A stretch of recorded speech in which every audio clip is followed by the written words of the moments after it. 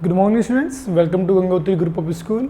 Today I am going to discuss that one example which was discussed in previous month. मैंने ये as a homework आपको दिया गया था लास्ट लेक्चर में, तो उस होमवर्क को ही मैं यहाँ आप डिस्कस करने जा रहा हूँ. आप ध्यान से देखेंगे.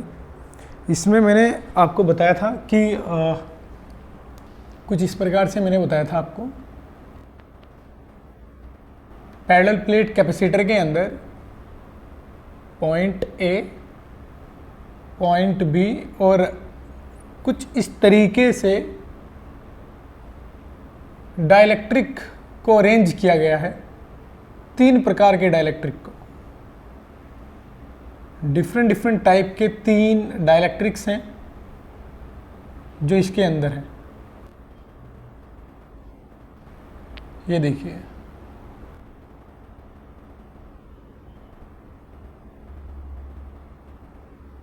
ये डाइलेक्ट्रिक्स हैं जो अरेंज किए गए हैं.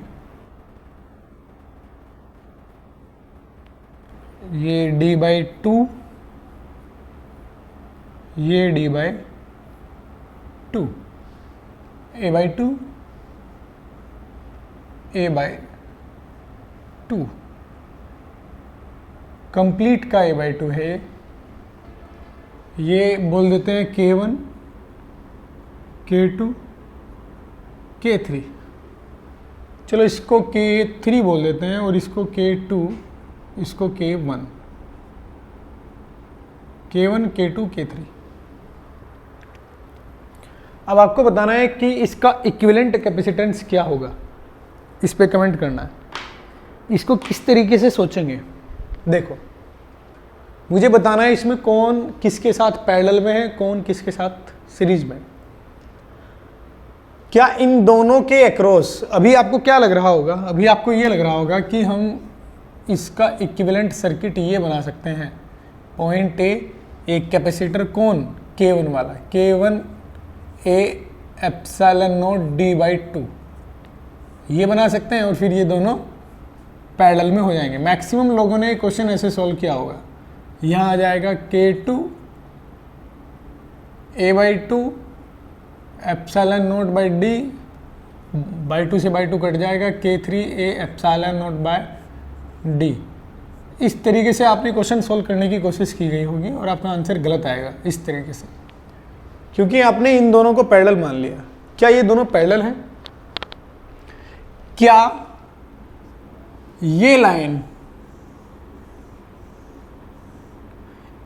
इस पोर्शन के साथ, ये कंप्लीट लाइन एक पोटेंशियल पर है? क्या एक कंप्लीट लाइन एक पोटेंशियल पर है?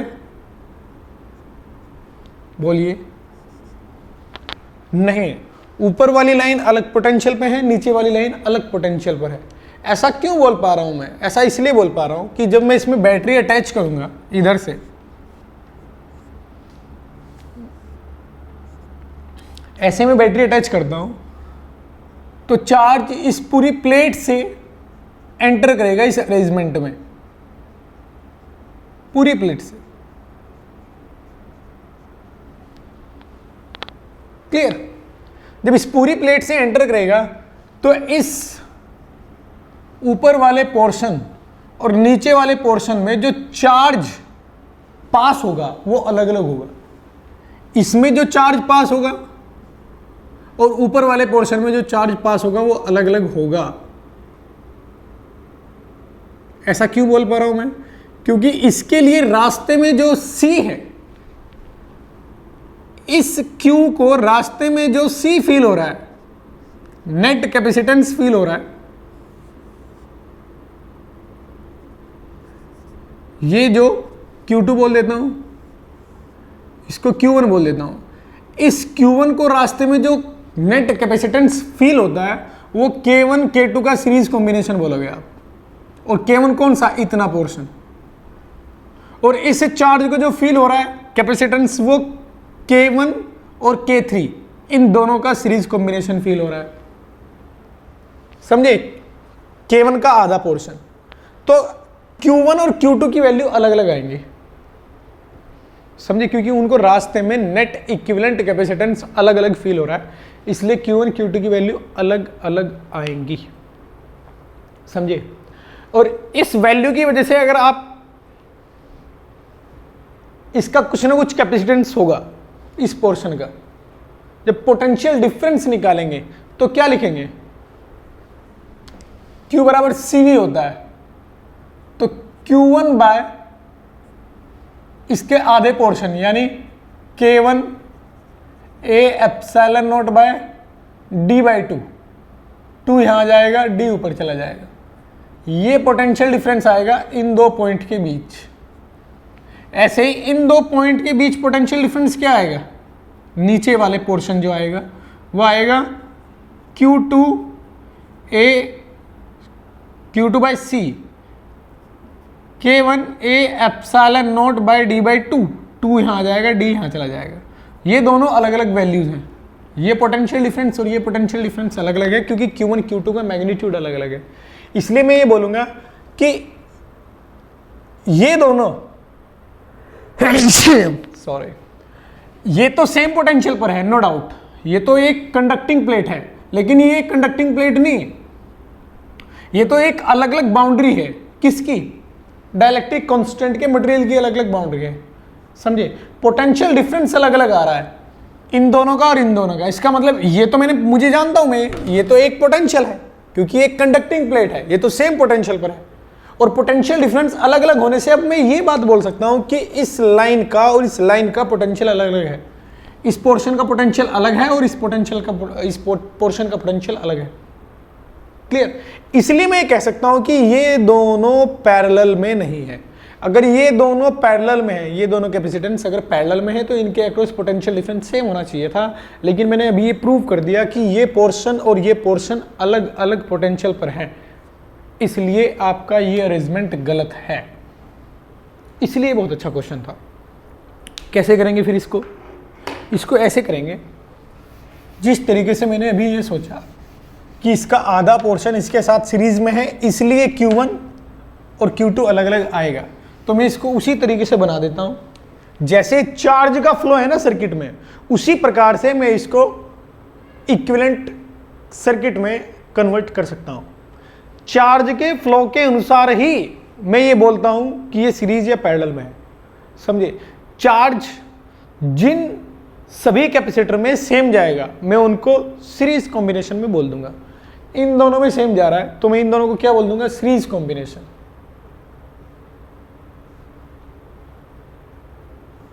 ये दोनों सीरीज कॉम्बिनेशन में है, point A point B।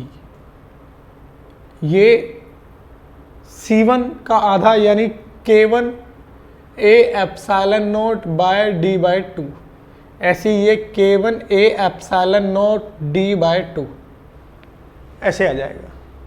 K1 A epsilon not D by 2, K1 A epsilon not D by 2 ऊपर। तो इस तरीके से आप लिख सकते हो। यहाँ जो आएगा K2 को क्या लिखा जाएगा, K2 A epsilon not A by 2 आएगा, नीचे D बाई 2 आएगा, 2 से 2 कट जाएगा। इसी प्रकार से यहाँ K3 A epsilon not D by 2 गायब हो जाएगा। अब इस सर्किट में ये दोनों सीरीज में, ये दोनों सीरीज में, समझे। अगर ये दोनों सीरीज में है तो उन दोनों को मैं जोड़ सकता हूँ, इन दोनों को मैं जोड़ सकता हूँ और फिर ये ब्रांच पैरेलल में है। अब आप जानते हैं इसको कैसे सॉल्व करना है, ठीक है। कैसे सॉल्व करेंगे, इसका इक्विवेलेंट निकालने के लिए मुझे क्या करना पड़ेगा, 2K1 A epsilon not by D into 2K2 A epsilon not by D। ये कर सकते हैं आप। अब इसको मैं सॉल्व नहीं करता हूँ, ये आप सॉल्व कर सकते हैं। क्लियर। इन दोनों का सीरीज कॉम्बिनेशन क्या आएगा, 1/C1 plus 1/C2 equal to 1/C equivalent से। इन दोनों का सीरीज कॉम्बिनेशन क्या आएगा, 1/C1 प्लस 1/C2 प्लस बराबर 1/C इक्विवेलेंट से।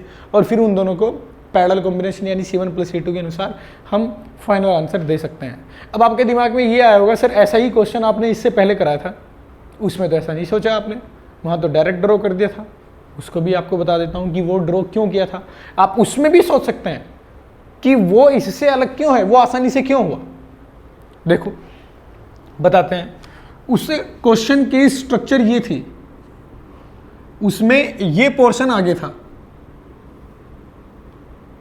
अगर आपको याद हो वो क्वेश्चन कुछ इस प्रकार से था, A बी, यहां अलग मीडियम, यहां अलग मीडियम, और यहां कुछ अलग मीडियम था। कुछ इस टाइप की कहानी थी, K1 K2 K3, D/2 D/2 और ये A/2।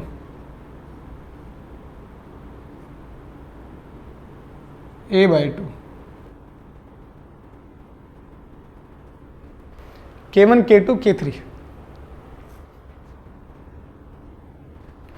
अब इसमें भी बिल्कुल ऐसे ही सोचो आप कि देखो ये तो कंडक्टिंग प्लेट है, तो ये तो कंप्लीटली एक पोर्शन पे है।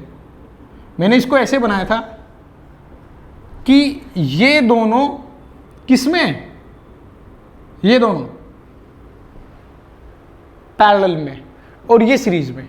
मैंने कुछ इस तरीके से आपको समझाया था कि हम इसको ऐसे सॉल्व कर सकते हैं। सोचने दो कैसा क्वेश्चन था एक बार ये। ओके, ये थोड़ा गलती हुआ था मुझसे कि ये प्रीवियस लेक्चर में ये वाला दूसरा एग्जाम्पल था। एक एग्जाम्पल तो ये मैंने दिया था, दूसरा एग्जाम्पल इससे पहले जो एग्जाम्पल था वो ये एग्जाम्पल होगा शायद, ये नहीं था। ये क्वेश्चन भी सेम पैटर्न से होगा। अगर ये आपको दिया जाता है ये वाला क्वेश्चन, तो ये भी सेम तरीके से ही सॉल्व होगा। ये भी क्वेश्चन आसान क्वेश्चन नहीं है, उसमें भी यही फंडा हम लगाएंगे जो मैंने अभी बताया आपको। इसमें ऊपर वाला चार्ज और नीचे वाला चार्ज अलग अलग आएगा, समझे। इसलिए मैं ये नहीं बोलूँगा कि ये दोनों पैरेलल में है, ये इनके साथ सीरीज में है। ये क्वेश्चन भी इसी तरीके से सॉल्व होगा। आप इसको काट दोगे, इसको इसके साथ सीरीज में, इसको इसके साथ सीरीज में और पैरेलल में। वो जो मैं बात कर रहा था वो क्वेश्चन ये था कि जो इजी होता है, जिसको आसानी से कर सकते हैं, जिसमें इतना सोचने की जरूरत नहीं होती है, वो क्वेश्चन ये है। ये क्वेश्चन है A B, यहां A/2, यहां भी A/2।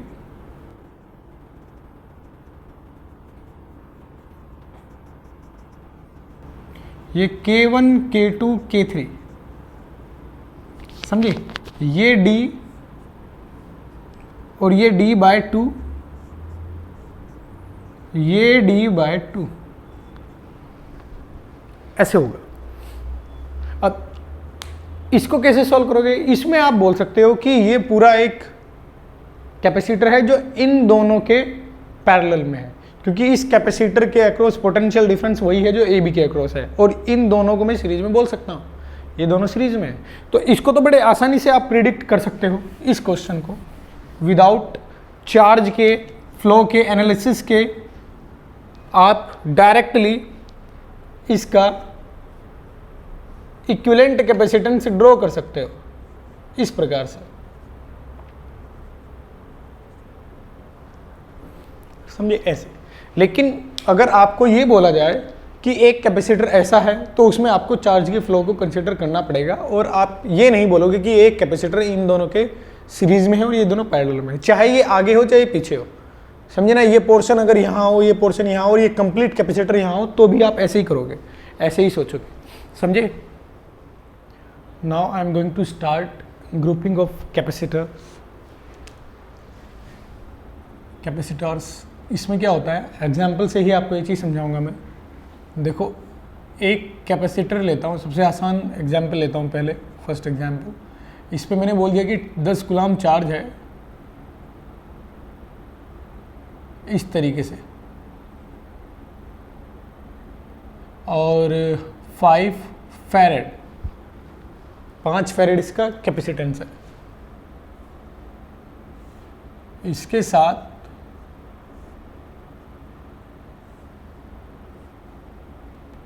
एक दूसरा कैपेसिटर जो अनचार्ज्ड है, जिस पे चार्ज 0 है, अनचार्ज्ड कैपेसिटर, स्विच की हेल्प से कनेक्ट किया जाता है। इस प्रकार से आपको बताना है कि स्विच क्लोज करने के बाद दोनों कैपेसिटर पे चार्ज कितना है। calculate the charge on both the given capacitor after closing the switch.